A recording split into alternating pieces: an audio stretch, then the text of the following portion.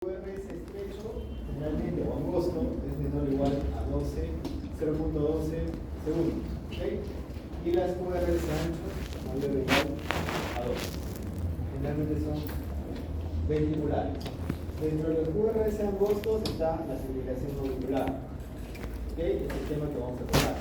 También están las taquicardias paroxísticas, las taquicardias sinusales, pero en el día de hoy vamos a tocar la fibrilación auricular, cuya característica es QRS estrecho o angosto, que equivale a menor de 0.12 segundos.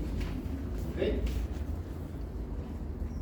¿Qué más tenemos que saber? Las características de la fibrilación. ¿Cuáles son las características de la fibrilación? ¿Cómo lo diagnostico? Generalmente es, no hay onda P, ausencia de onda P. Primera característica. ¿Qué más? Las RR irregulares. Para empezar, RR irregular, cada complejo entre RR no es equidistante, varía. Segundo, hay ausencia de onda P. Y tercero, dijimos que el QRS es estrecho, menos de 0.2. Por todo eso, yo tengo que saber que estoy probablemente ante una fibrilación auricular. ¿Ok? Y las ondas F, voy a ver acá, que son características de las fibrilaciones auriculares. Vamos, ahí está, onda P no existe, las equidistancias no hay, y por lo tanto ahí están las ondas F. ¿No? Acá lo vemos con mayor detalle. ¿Okay?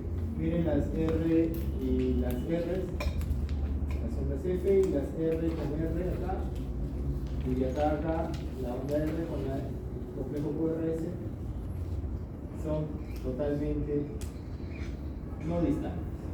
¿Okay? Vamos, causas. Dentro de las causas principales vamos a tener la hipertensión arterial, que ustedes ya saben. También tenemos en segundo lugar la cardiopatía isquémica, llámese cardiopatía isquémica, los síndromes coronarios, en algún momento el paciente o no estuvo infartado, ya deja un cambio en la remodelación y por lo tanto trastornos del ritmo. Al igual que las diferentes tanto estenosis como insuficiencias que puede causar el daño en el corazón. La consecuencia de todo esto me puede llevar a una falla cardíaca y hay cardiomiopatías infecciosas o estructurales que tenemos que tener en cuenta. Tenemos toda esta lista de enfermedades que nos pueden dar fibrilación auricular. Y las causas no cardiovasculares tenemos el hipertiroidismo, paciente mujer con taquicardia, hay que tener cuidado, puede estar haciendo un tipo de arritmia como la fibrilación auricular. Las demás alteraciones electrolíticas, dentro de ellas, ¿qué electrolito es importante? El potasio. ¿Ya? El potasio que me puede llevar a una arritmia ventricular. Por ejemplo, los pacientes renales descompensados con hipercalemia me pueden dar arritmia ventricular. Y las demás enfermedades ya citadas dentro de esta diapositiva. ¿Okay? Son las principales, al igual que el hipertiroidismo. Bueno. El hipertiroidismo en la tormenta tiroidea, ¿verdad? Claro, como tal, en la tormenta tiroidea o también puede ser una fibrilación sin respuesta alta, un paciente normal que no está en tormenta, pero puede tener fibrilación auricular. En ambas, tanto en tormenta se puede diagnosticar fibrilación en hipertiroidismo, pero también un paciente que no tiene tormenta y tiene hipertiroidismo también puede tener fibrilación. No necesariamente en tormenta. En tormenta es para sacar un score de Wurtz, ¿no es cierto? Y vamos a ver si es que realmente está con taquicardia. Pero en ambos, en tormenta o en no en tormenta, pero que sea hipertiroidea puede tener fibrilación. ¿Me entienden? Ya, dentro de las fisiopatología, a ver, vamos a ver acá. Uno, primero el cuadro clínico, que es importante. Asintomático por lo general. El paciente, ¿por qué te consulta? Te consulta por palpitaciones. El paciente dice, doctor, me palpita por las noches, no puede respirar, tiene disnea. Característica igual de una falla cardíaca, pero en este caso palpitaciones. Doctor, me zapatea el corazón. Es una característica importante de la fibrilación. Puede o no estar en hipotensión.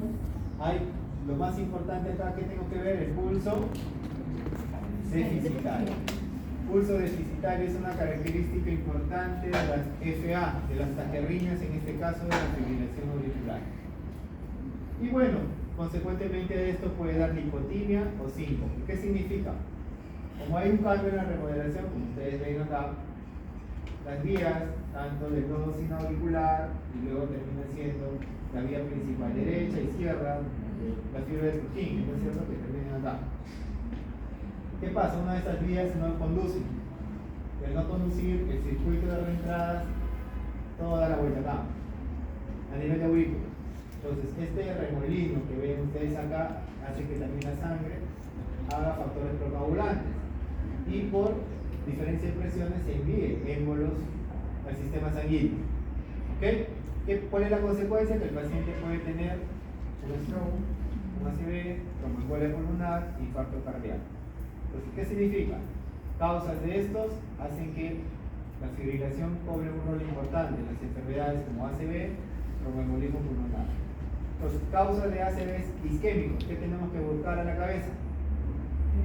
Fibrilación, arritmias cardíacas, lo que estamos diciendo, que este complejo de reentrada no funciona, no se conduce bien el complejo de reentrada. ¿Qué significa? La conducción a nivel cardíaco para que se estimule el corazón es anómala, o está bloqueada, alguna alteración en la fibra, y este circuito da la vuelta acá, nada más, está dando la vuelta y provoca trombos y se va hacia las arterias, tanto del corazón, del pulmón o del cerebro.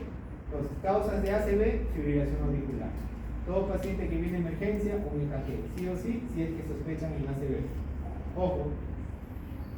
Entonces puede prolongarse el PR y con el tiempo esto va a haber un remodelado y va a haber hipertrofia ventricular izquierda, ¿no es cierto? Con las siguientes cascadas inflamatorias. Clasificación, vamos. Paroxística, generalmente menor o igual a 7 días, una semana. Persistente, mayor a 7 días. Y persistente de larga duración, un año. ¿Ya? Eso es importante. La permanente, ya pues el paciente, uno, que al inicio no lo acepta, después ya de un año de reevaluaciones, el paciente ya tiene que convivir con este diagnóstico y llevar un tratamiento adecuado. Para el tratamiento, ¿qué tenemos que ver? Vamos. Dentro del tratamiento tenemos que ver lo siguiente. ¿Cuáles son las pautas de manejo? Primero, lo que dijimos. ¿Qué es lo que hace esta fibrilación? Va a llevar a formar trombos por la anomalía que está haciendo el sistema de conducción cardíaca. ¿Okay? Están alteradas las fibras de conducción y solamente se centra en el nodo sinoauricular. Y de ahí mandamos todo al torrente sanguíneo y me puede dar embolia. Luego, control de la frecuencia y el control del ruido. ¿Cuándo? Vamos a ver lo siguiente. Caso 1. ¿Qué nos dice? Luis, de 75 años, es llevado al consultorio después de un año de haber sufrido un infarto cerebral. Ojo. Tiene antecedentes de hipertensión y diabetes controlada. O sea, tiene factores cardiovasculares. Al examen, 120/80, frecuencia cardíaca 77, se encuentra pulso deficitario. No somos. Cuando digo pulso deficitario, ¿a qué se refiere? Fibrilación auricular. El término pulso deficitario, si te ponen en el examen, ojo, fibrilación auricular. Además de continuar su terapia para hipertensión arterial y diabetes mellitus, ¿indicaría a usted alguna medicación para manejar la fibrilación auricular? ¿Qué medicación?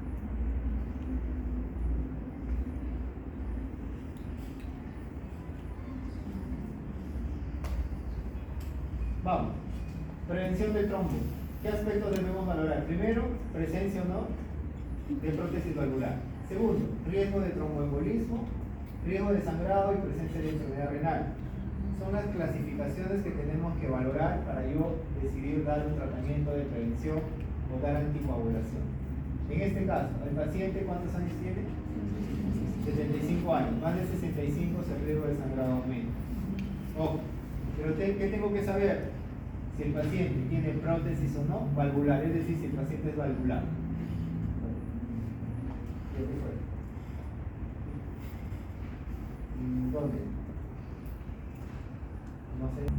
Presencia de prótesis valvular. ¿Qué significa? Si el paciente ha sido operado o tiene intervención quirúrgica, ese paciente sí o sí se anticoagula. independientemente si es o no fibrilador.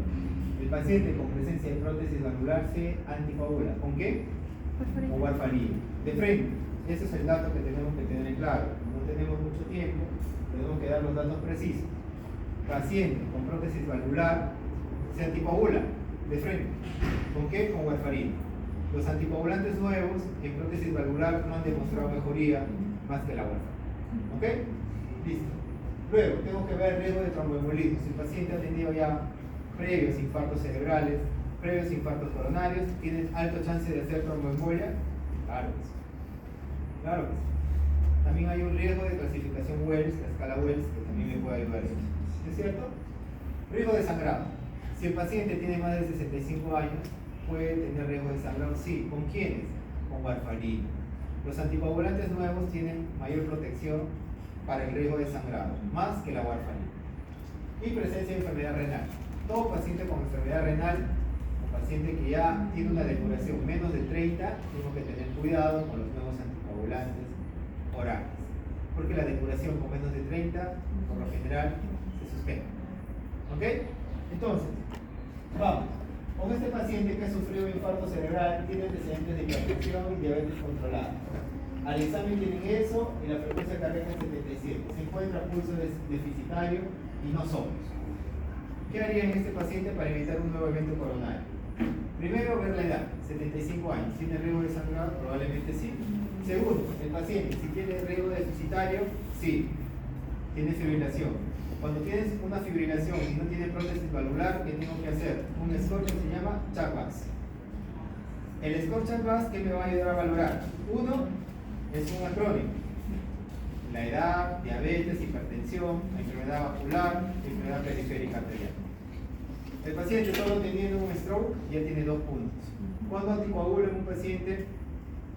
Cuando tiene, por ejemplo, 2 o igual o mayor igual a 2 de puntaje en varones y mayor o igual a 3 en mujeres. Pero si ya tuvo un evento previo de infarto cerebral, disminuye un punto. En varones mayor o igual a 1 y en mujeres mayor o igual a 2. Si no tenía infartos cerebrales, por lo general, mayor o igual a 2 en varones y mayor o igual a 3 en mujeres. ¿El paciente ya tuvo un infarto cerebral? Sí. Entonces eso prácticamente le da 2 puntos. ¿No es cierto? Tuvo un ACV. Con 2 puntos se puede anticoagular. Debería. ¿Con qué? Con warfarina aumenta el riesgo de sangrado. Podría utilizar, si es que la función renal está normal, anticoagulantes nuevos orales.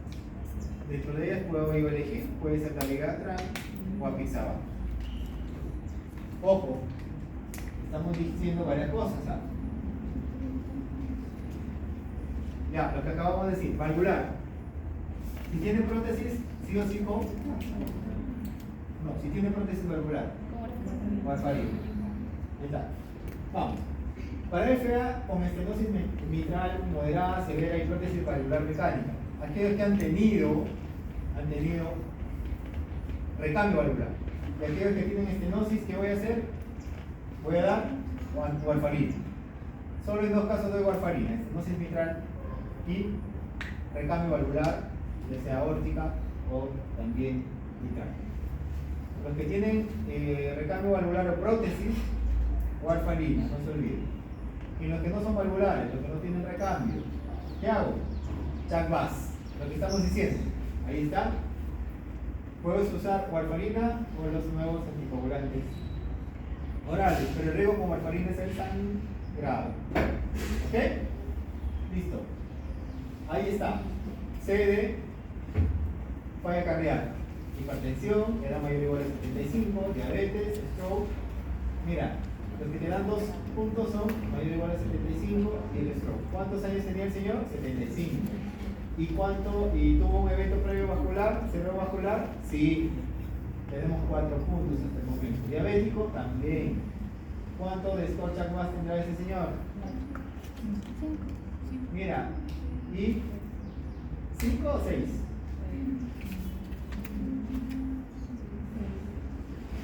6. ¿Cuál es el sexto puntaje? Hipertensión. Hipertensión. ¿No es cierto? Muy bien. Entonces, ¿cuánto dijimos? Si ya tuvo un evento previo, mayor o igual a 1. Pero si no tuvo, mayor o igual a 2. Supera. Tiene que anticoagularse, sí o sí. ¿Se entiende? ¿Chicos? Ojo, es importante que valoren esta parte. Estamos hablando de un paciente que ha tenido ya un accidente cerebrovascular. Para yo anticoagular tengo que ver prevención del trombo, la edad, factores de riesgo, enfermedad renal y sacar el score CHA2-VAS si es que el paciente es no valvular. En este caso, en este paciente tiene prótesis valvular. ¿El abuelito tiene prótesis valvular? No, pero tiene pulso deficitario, es un fibrilador. Hago el score CHA2-VAS, me sale 6. En varones dijimos mayor o igual a 2. ¿Tiene 6? ¿Lo anticoagulo? Sí, pues tengo que anticoagular. ¿De qué va a depender ahora? De la función renal. Si tiene una función de 50, 60, le doy anticoagulantes orales. Los nuevos, si deseo. ¿Ok? Apixaban, dabigatran, rivaroxaban. Esa cosa lo podemos entender. O warfarina también se puede. Pero hay que tener cuidado por el riesgo de sangrar. Ahí está. Vamos. El riesgo de sangrado. Haslet, ¿qué significa? Para ver si al dar esto puede sangrar. Tenemos igual, ¿no? Hipertensión, daño renal o hepático, si tuvo un evento vascular, historia de sangrado, el INR, que viene en el perfil de coagulación, mientras más anciano sea, en este caso más de 65, también hay riesgo de sangrado. Entonces, para yo anticoagular, tengo que ver también estos scores o estas escalas. Primero, antes de anticoagular, CHA2-VAS, si es un paciente no valvular.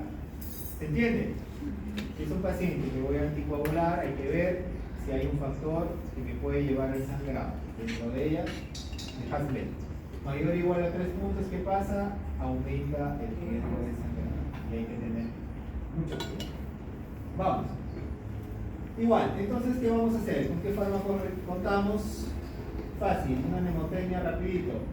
El apixaban, ¿a dónde actúa? Miren, el factor 10A activado y la dabigatran, trombina. ¿Cómo no se van a olvidar? ¿Cómo lo pueden recordar? Sencillo. El XA lo agarran y lo ponen acá. Ahí está. Y trombina acá. De trombo. Entonces nunca más se olviden. Rivaroxaban también, XA. Dabigatran, apixaban también. Rivaroxaban, indoxaban, igualito. El término XA ya va. Entonces ya no se olvidan y esto ¿qué va a permitir? Inhibir la cascada del trombo para evitar los eventos cardiovasculares o cerebrovasculares. Ahí están los antagonistas de la vitamina K o los K dependientes, como es la warfarina. ¿Qué factores de coagulación va la warfarina? Vamos rápidamente para recordar. 2, 7, 9 y 10. Vamos, 2, 7, 9 y 10. ¿Ok? Seguimos. Fibrilación auricular, prevención del tromboembolismo con aspirina clopidogrel. Ya, ¿qué pasa con la aspirina? En el estudio PAF-1, solo monoterapia beneficiada, o sea, solamente la indicación con aspirina en un evento vascular previo podría ayudar, pero es inefectiva en mayores de 75 años y no estudia en población de bajo riesgo. Ojo. Aspirina y clopidogrel, el actif W, llega a ser inferior a la warfarina, es decir, si tú tomas aspirina y clopidogrel en reemplazo de warfarina para anticoagular, no me va a ayudar, porque la warfarina tiene otro mecanismo de acción, no va hacia los anticoagulantes, va hacia la antiagregación. También es un COX-2 o es un COX, actúa como COX. Entonces, como anticoagulante, no, como antiagregante quizás, pero no como anticoagulante. En el Active A superior a aspirina en monoterapia y aumento del riesgo de sangrado. ¿Qué significa? Por ejemplo, en los accidentes cerebrovasculares se insta a dar, por ejemplo, antiagregación con anticoagulación en los pacientes con stroke. En los pacientes con ACV voy a anticoagular dependiendo del NIS. ¿Saben qué es el NIS? Esa es una escala de valoración para yo decidir tratamiento de reperfusión cerebral. ¿Qué significa?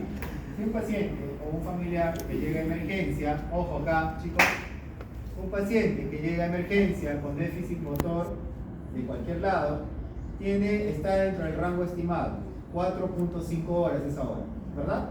Antes era hasta 3.5 horas, ahora es 4.5 horas. ¿Para qué significa eso? Para reperfundir las arterias cerebrales. O sea, yo tengo que actuar dentro de las 4.5 horas para yo poder hacer terapia de reperfusión. ¿Qué significa? Poner un trombolítico en la vena y romper el coágulo. ¿Tiene éxito? Sí, sí lo puedo demostrar en ese momento con mi catalogación de escala NIS, que hay contraindicaciones también. Una contraindicación para utilizar el fibrinolítico, porque es un anticoagulante potente, puede ser anteplase, es un sangrado previo. 2, que tenga un tumor cerebral, que tenga un cáncer activado. No. En abuelitos más de 75 el riesgo aumenta del sangrado, pero se valora. Entonces, según esta escala, yo puedo decidir si es un NIS leve, moderado o severo para yo anticoagular. ¿Ok? Eso lo vamos a ver en alguna diapositiva. Pero acá, aspirina y clopidogrel superior a warfarina no va, pues. Acá warfarina o los anticoagulantes nuevos son superiores porque es el sistema de coagulación. Cuando hay antiagregación de un infarto coronario y tiene, por ejemplo, un infarto coronario y es fibrilador, sí tendría que utilizar antiagregación y anticoagulación. Son dos cosas diferentes. ¿Ok? Dos cosas diferentes. Antiagregación con aspirina y anticoagulación con quizás los nuevos anticoagulantes orales. Vamos. Para recordar un poco el sistema de anticoagulación y el mecanismo de acción, ahí está la vitamina K con 2, 7, 9 y 10 y los nuevos anticoagulantes, tanto los que actúan a nivel de la 10 activada y los factores de trombina. Es un poquito más para recordar tanto la vía intrínseca como la vía extrínseca. Entonces, antagonista de la vitamina K, warfarina, la presentación 5 miligramos. El objetivo de toda anticoagulación, ¿cuánto va a ser? Más que todo con warfarina, de 2 a 3. El INR de 2 a 3, ojo, si es un INR inferior, hace que no sea muy efectivo y puede hacer nuevamente una trombosis. Si está dentro del rango estimado, ¿por qué ponen este rango? Porque se ha estudiado un grupo poblacional y con este rango ya me protege tanto el corazón y el cerebro. Al dar warfarina hay que tener mucho cuidado, porque es un medicamento muy lábil. ¿Qué significa? Las dosis no son iguales para todos. Puedes empezar con 5, en algunos casos 5 es de repente mucho, puedo bajar la mitad, en algunos casos es inferior, puedo aumentar. Entonces, si yo me sobrepaso el INR a 4, 5, 6, ¿qué pasa? El riesgo de sangrar. Entonces, si yo tengo y me viene un paciente con hematuria, ojo a ver, aplicando lo que estamos diciendo, viene un paciente con hematuria a la emergencia y es fibrilador, usa prótesis valvular mecánica de la válvula aórtica y viene con hematuria, ¿qué es lo primero que le tendría que preguntar? Si toma anticoagulante. De frente. Si su familiar me dice, doctor, a él le hemos operado de la válvula aórtica hace 20 años en el licor y está sangrando por la orina, doctor, sangre viva, ¿qué se me viene a la cabeza? ¿Toma o no warfarina de frente? ¿Podrá tomar los nuevos anticoagulantes? No, porque tiene un recambio valvular. Sí o sí, warfarina. Sí, doctor, todos los días toma 5 miligramos de lunes a viernes, sábado y domingo, 7.5 miligramos. Entonces, ¿qué yo diría? Que puede ser por la warfarina. ¿Qué examen doso en ese momento? Ya, un hemograma primero para ver si hay anemia. Segundo, vamos. Un perfil de coagulación, simple, hemograma y perfil de coagulación. Con eso veo todo. Y me sale el INR en 15. No está dentro del rango. ¿Qué tengo que hacer en ese momento? Suspender la warfarina y poner su antídoto. ¿Cuál es? Si la warfarina es un antagonista de la vitamina K, ¿qué le tengo que poner? Vitamina K. Le pongo vitamina K cada 12 horas por 3 días. El efecto de la vitamina K es entre 48 y 72 horas. O también le puedo poner plasma fresco congelado, según si el tiempo parcial de tromboplastina activada está increíble. ¿Ok? Vamos. De elección en estenosis mitral moderada severa, estamos repitiendo esta parte. prótesis valvular mecánica o también podría utilizarse en pacientes renales. Podría. Con menos de depuración de 15 o en diálisis podría dar. Pacientes en diálisis podría dar warfarina, no NACOS. Limitaciones: estrecha vigilancia y los sangrados. Se va a la casa con su papá de 90 años y le deja su warfarina. El abuelo no sabe ver y toma 3 warfarinas. No toma 2 warfarinas todos los días. Sangre, estrecha vigilancia. Vamos. Inhibidores directos, trombina, dabigatran, esos son las cosas, 110, 150, inhibidores del factor Xa, pues sí, el Xa activado, rivaroxaban, que viene de 20 miligramos para anticoagulaciones una vez al día. A pizza generalmente se da 5 miligramos 2 veces al día, y el doxaban o indoxaban es de 60 miligramos una vez al día. Ventajas: fácil uso, que no hay que controlar el INR por lo general. No es inferior a la warfarina cuando son en pacientes no valvulares, pero en valvulares warfarina supera a todos. ¿Ya? Similar al riesgo de sangrado a warfarina. Definitivamente puede haber un riesgo de sangrado, pero quizás sí es menos en comparación. Pero en los estudios que se han visto puede haber un riesgo similar. Ahora, limitaciones: uso en pacientes renales con depuración máximo de 30. No puede monitorizarse, es el antídoto específico. Dentro de ellos se ha visto, en el 2019 se ha hecho ya un estudio para buscar un antídoto, por ejemplo, para apixaban. Al igual que el dabigatran, han encontrado que el andexanet actúa a nivel de la, bloqueando el receptor de quién, de la 10A, pero en este caso, los que actúan a ese nivel, tanto la pizza o el endoxaban, estos bloquean, pero eso lo va a tratar de activar. Entonces, en este estudio, como ven, andexanet ha demostrado que podría ser un antídoto directo de los NACOS de tipo apixaban. Sí hay ahora a la venta, pero no creo que haya en Perú, y además son caros. Anteriormente no había para los nuevos anticoagulantes. Uso en pacientes valvulares: estamos diciendo que no nos va a ayudar para los valvulares. Y el costo: cada pastilla de estos nuevos está entre 7 a 8 soles cada uno. Imagínate el mes. Los pacientes generalmente no tienen. ¿Y la warfarina cuánto está? El blister creo que está a un sol, ¿no? Un blister de 10 pastillas. Entonces, definitivamente en cuanto a costos, warfarina pues, se la lleva todas. El tema es el monitoreo del sangrado. ¿Hasta acá se está entendiendo, chicos? Ojo, valvulares y no valvulares. Valvulares y no valvulares. Los valvulares con prótesis de recargo valvular o los que tienen estenosis mitral moderada severa. A ellos sí, a todos, warfarina.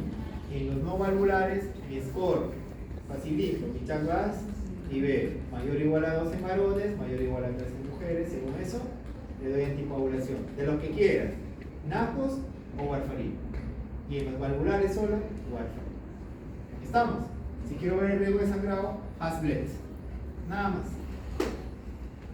¿Listo? Ahí vamos nuevamente con el tema de la depuración. Lo checan en esta tabla. Qué interesante. No ha modificado hasta ahora. Hay estudios donde quieren hacer que nuevos anticoagulantes que están en estudio también lleguen a usarse en depuración de creatinina menos de 10 o en diálisis. Todavía no hay esa evidencia, pero hasta donde se ve, por ejemplo, el rivaroxaban podría darse hasta una tasa de filtración de 39 o 49, pero está contraindicado, si ustedes se dan cuenta, casi todos 30, contraindicación según la tasa, 30. O sea, el punto de corte para yo dar un NACO es 30 de depuración. ¿Ok? ¿Llego a 30? No. Warfarina me podría ayudar. ¿Ok? En diálisis y en insuficiencia renal menor 15, inclusive, se puede dar warfarina. ¿Ok? Vamos. Ahora, para ver esto, bueno, ya lo hemos repetido nuevamente, ¿no? Válvulas cardíacas mecánicas o estenosis mitral. Si no tiene, ¿qué voy a hacer? Probablemente sea uno valvular. Mi chaguas. Ahí está. Si el chaguas es mayor o igual a 1, en varones, mayor o igual a 2, en mujeres, está indicada anticoagulación y a evaluar los factores de riesgo. En ambos podría dar warfarina o también los NACOS. Ahí está. Caso 2. posee 75 años. ¿Qué nos dice? Es hospitalizado por un cuadro de infarto cerebral, un día de evolución, tiene antecedentes de hipertensión no controlada.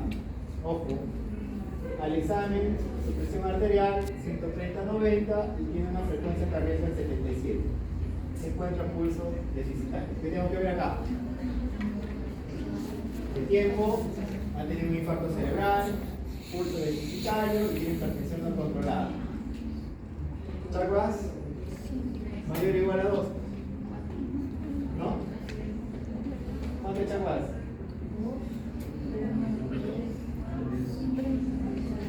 No tiene infarto antiguo, tiene un infarto de nuevo, de hace un día. No lo considero como evento cerebral antiguo, pero uno de nuevo. Pero ya lo hice. Entonces categorizaría como un chaguas alto por el tema del stroke, de todas maneras. Entonces, ¿cuánto de puntaje tendría? Más de 2. La edad ya me lleva a eso. La hipertensión también. El stroke nuevo. Entonces tengo que anticoagularlo. ¿Es un no valvular? Claro. Tengo que anticoagularlo. Si tiene una depuración de 50, ¿qué le daría? Cualquiera de las dos cosas. Warfarina o nada. Ustedes eligen. Ahí está. ¿En qué momento lo indicaría? Ajá. Esto es una pregunta importante. ¿En qué momento yo indicaría la anticoagulación en un paciente con un stroke de inmediato? Si es un stroke leve, ya según la escala de valoración del NIS, yo le indicaría la anticoagulación en el tercer día. Si es una escala de valoración NIS moderada, realmente 8 a 15, ahí indicaría por lo general a los 7 días o 8 días. Si tiene una escala de valoración severa, según el NIS, a las 2 semanas. Eso es para los pacientes fibriladores, según la escala de valoración NIS, con infarto cerebral. Lo voy a mostrar con todas las manos. Ahí está. Entonces, ataque isquémico transitorio, ¿qué significa? AIT, nos dice en la primera diapositiva. Ahí dice, paciente con fibrilación auricular y AIT o ACV isquémico. Es ataque isquémico transitorio. ¿Cuánto es el tiempo ahora? Exacto, 1 hora. 1 hora es el ataque isquémico. Entonces, si yo tengo un ataque isquémico transitorio, un día, ¿qué significa? Recobra la movilidad, la fuerza y la conciencia en 1 hora, un poquito más. Ya está todo igualito. ¿Le puede volver a dar otro evento? Claro, el riesgo es alto. ¿Qué tengo que hacer? Anticoagular. Si es fibrilador, anticoagular al día siguiente. Después de todo eso, tengo que ver, miren acá el NIS. Aquí está. Miren, el NIS arriba, leve, moderado y grave. 3 días después en leve, en moderado 6 a 7 días y en grave 2 semanas, 12. Como calcula el NIS es una tabla bastante extensa. Hay programas para valorar, inclusive cursos que te ayudan a valorar el NIS. Tiene un paciente que viene con déficit motor a la emergencia y tengo mi protocolo NIS, o lo pueden buscar en la app y calculan. Lo sacan y sale el puntaje, sale un puntaje. Según ese puntaje yo voy a decir. Pero si el paciente tiene un NIS, por ejemplo, de 15, es moderado, y el paciente tiene un déficit motor y cumple con las indicaciones para terapia de reperfusión, en ese momento lo hago. ¿Ya? Se utiliza fibrinolíticos, dentro de ella ranteplase o alteplase. ¿Ok? Entonces, pero tiene que estar dentro del tiempo indicado, 4.5 horas. Muy bien. Ahí está la escala de NIS. ¿Qué evalúa? Miren, todos estos criterios. 11 criterios. Nivel de conciencia, conjugada, campos visuales, valencia del brazo, derecho, izquierdo, dismetría, lenguaje. Y según esto voy a sacar mi puntaje para yo decidir el tratamiento. Muy bien. Seguimos. Entonces, ¿qué opciones tenemos si está contraindicada la anticoagulación? Bueno, también hay estudios donde nos refieren esta parte. Prevención del tromboembolismo como oclusión de la apéndice izquierda. ¿Qué significa? Mediante un catéter intracardíaco se llega, como un cateterismo, se va hasta la orejuela. La orejuela puede ser la aurícula, en este caso por lo general derecha, y se trata de cubrir con este dispositivo el coágulo. Pero lo tengo que visualizar por qué medio, por un ecocardio. Con el ecocardio, con este dispositivo voy y cierro el coágulo, no lo dejo salir. Eso también me hace efectiva la terapia para evitar la tromboembolia. Caso 3. 70 años se llevaba a consultorio por palpitaciones y disnea, necesita luego realizar ejercicio durante la mañana. No se ven palpitaciones. Tiene antecedentes de hipertensión controlada y el examen 120-80, miren esa frecuencia cardíaca 160, se encuentra pulso deficitario. No son. ¿Qué hacemos acá? ¿Está indicada la anticoagulación o no? Tiene pulso deficitario mayor o igual a 70, hipertenso, en varones mayor o igual a 2.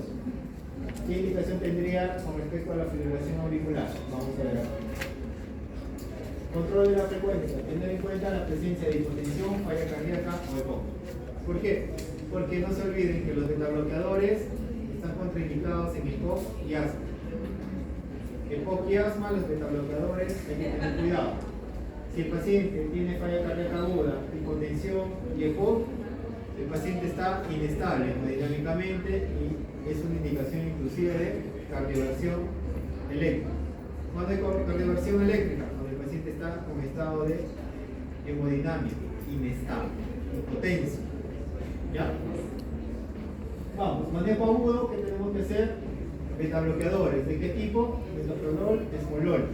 Son muy taquicárdicos, tenemos que ver esto con el tema de la frecuencia cardíaca. Calcio antagonistas, ¿de qué tipo? Verapamilo o diltiazem, y digitálicos como la narcósidos. Manejo crónico, una vez que saco el manejo agudo, que podría dar igual, ¿no? Pero por vía oral, digitálicos podría ser, en vez del anacócido, bisoprolol también con los beta bloqueadores y carvedilol o atenolol en todo caso. Y dentro de los calcio antagonistas podría dar verapamilo y diltiazem. En esta parte es importante ver primero la etapa aguda. ¿Cuándo es la etapa aguda? Cuando la frecuencia cardíaca supera los 110 por minuto. Tengo que hacer un electrocardiograma para yo darme cuenta. Más de 110 no está controlada esa fibrilación. Generalmente se estima entre 110 y 120 podría darle yo chance de la narcósido C.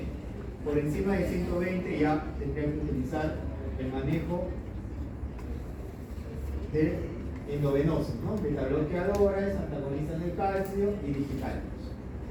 Muy bien, en caso de la fibrilación, controlen la frecuencia, tenemos que ver primero el electro más un eco, ¿ok? Luego, después de esto, el objetivo inicial, ¿cuál es? La frecuencia cardíaca menos de 110. Acá tenemos que valorar si la FEBI es preservada o no preservada. FEBI reducida, menor de 40, ¿qué podemos utilizar? Un betabloque. ¿Ok? También podríamos utilizar digoxina. Considere el tratamiento combinado a vasodrosis siempre y cuando no haya respuesta primero al betabloque. El betabloque es importante iniciar en etapa crónica, no en etapa aguda, cuando indicado.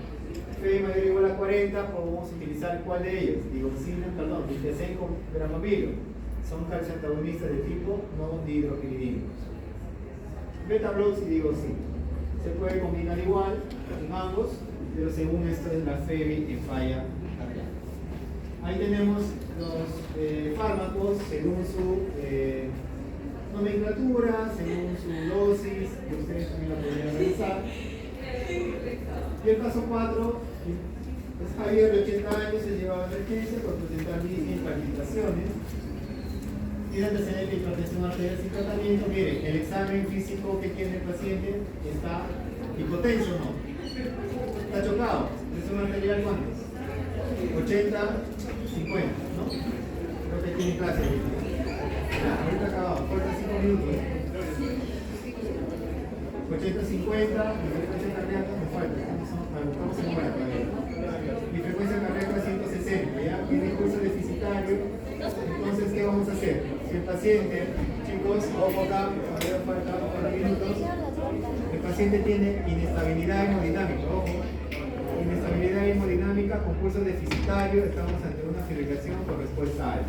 Por lo tanto, la medicación endovenosa no me puede ayudar, tengo que hacerle cardioversión eléctrica. ¿Por qué? Porque tiene el estado de hemodinamia alterado. Hipotensión es uno de ellos. Entonces, ¿qué vamos a hacer? Menos de 48 horas de duración de una FA, cardioversión eléctrica o fármacos. Lo que estamos diciendo. Si es que no está hipotenso, le doy cardioversión farmacológica. Si está hipotenso, con inestabilidad, lo cardioverso. Y si es mayor de 48 horas, anticoagulación por 4 semanas. Para el tema de la FA en pacientes menos de 65 años. Ahí está. Control del ritmo, tener en cuenta lo siguiente: con cardiopatía estructural, amiodarona. ¿Ok? Con cardiopatía estructural, amiodarona. Sin cardiopatía estructural, propafenona, flecainida y becarnalán, generalmente. Ahí está. No se olviden que para iniciar una cardioversión eléctrica se inicia con una dosis de adulto, es 150 joules. Justamente hoy día íbamos a descargar a un paciente que empezó a hacer una fibrilación con respuesta alta, 200 por minuto. La presión estaba en el límite, le dimos un bolo de amiodarona, cardiovertió, pero si no cardiovertía, lo íbamos a quemar, o sea, cardiovertir eléctricamente. Ahí está, alternativa, ablación, ¿no? Si no controla que esa ablación es quemar a esa vía anómala que está dando la vuelta, entrar con un dispositivo y quemar. Ya no vuelve a tener esa vía anómala. Eso significa ablación. Ahí están las dosis endovenosos de amiodarona, propafenona, flecainida. Los antiarrítmicos, clasificación, que pueden ser de esos tipos. Eso no se pregunta por lo general en los exámenes, se pregunta lo que ustedes van a hacer en ese momento. Esto se llama farmacología con sin reacciones adversas. La amiodarona, ¿cómo doy? Todavía estamos en un minuto.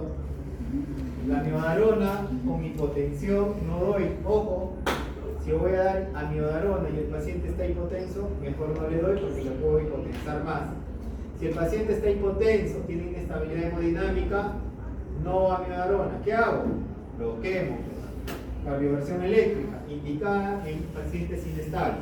Puede venir una pregunta: varón de 80 años con presión 5,4, frecuencia cardíaca en 200, pulso deficitario, trastorno de conciencia. Alternativa A, amiodarona. B, becarnalán. C, betabloque endovenoso. D, cardioversión eléctrica. ¿Qué van a marcar? Listo. Inestabilidad. Eso va a venir. Así viene. Igual, el control de la frecuencia, ventajas y desventajas.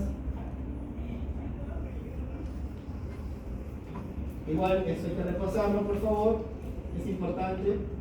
Ya para ir acabando, ¿no? Acá están los ciclos de la amiodarona, que nivel, miren, el tema de la reentrada, pero hay que tener cuidado con el tema tiroideo. Muy bien, aquí estamos, control del ritmo, cuándo y en qué momento dar. Amiodarona inclusive tiene un nivel de evidencia 1A. Ahora en FA crónica también tenemos que tener en cuenta. Si es que el paciente no revierte, vamos a tener en cuenta la ablación. Como ustedes ven acá, es un mecanismo más invasivo.